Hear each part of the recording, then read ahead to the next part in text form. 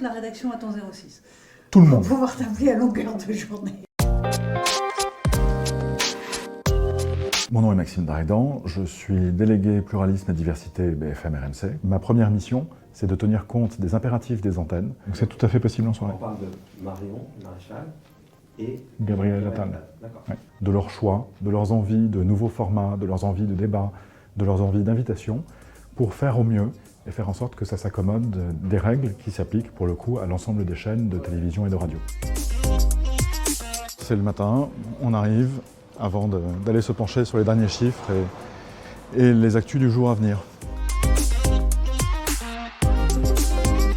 Le temps de parole est une règle qui s'applique à tous les médias depuis l'ouverture du secteur, donc la fin de l'ORTF et le début des chaînes privées. Là, durant la présidentielle, nous avons des règles qui sont beaucoup plus compliquées parce que l'enjeu est beaucoup plus important. Du coup, la Marguerite est en train de faire l'observation et le relevé de l'antenne de BFM TV. Là, ce que l'on voit sur l'écran, c'est un logiciel spécifique que nous avons.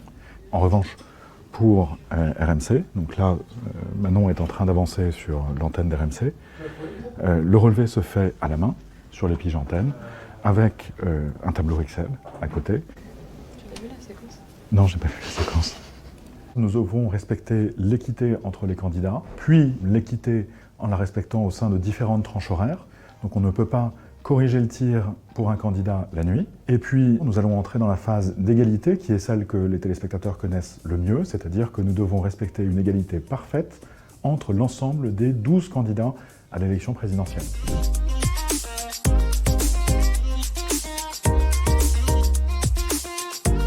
Donc là, nous allons aller voir Marc-Olivier Fogiel qui me posait une question spécifique sur un rendez-vous prévu en soirée. Et c'est beaucoup plus simple lorsque c'est traité à l'intérieur d'une rédaction, parce que ça permet à tout le monde d'avoir accès à la bonne personne pour poser les bonnes questions.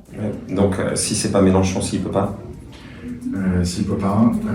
Et ça permet toujours de se dire, mais en fait, l'impératif éditorial, l'obligation d'informer, sera toujours prise en compte dans les décisions que l'on prend pour ces questions de temps de parole. Je suis en haut-parleur parce que j'ai demandé à Maxime Daridan, qui s'occupe chez nous notamment des rapports avec l'ARCOM et de superviser le temps de parole, d'être avec nous. Il est à mes côtés parce que c'est lui qui regarde ça de près. Maxime, du coup, comment ça se calcule du coup? Alors, tout dépend de l'horaire qui pourrait être qui pourrait être retenu pour le débat que nous envisagions. Et a priori, ce que me dit Marc-Olivier, c'est que si on le fait, ça ne serait pas en soirée.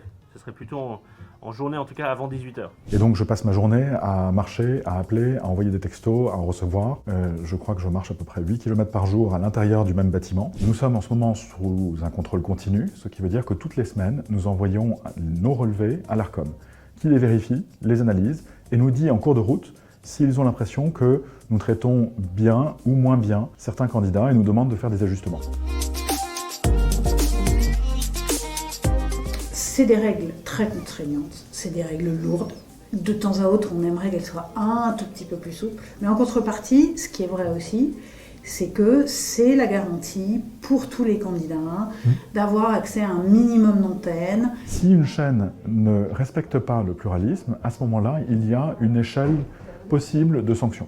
Ça va de la simple mise en garde, ça peut aller jusqu'à une mise en demeure, où là pour le coup on est sur un processus judiciaire, où on est mis en demeure de ne plus répéter la même erreur, et si on répète la même erreur, à ce moment-là on entre dans l'échelle de sanctions, qui va de la sanction financière au retrait de pages publicitaires, jusque, et là c'est un extrême que personne n'a atteint pour l'instant, le retrait de l'autorisation d'émettre.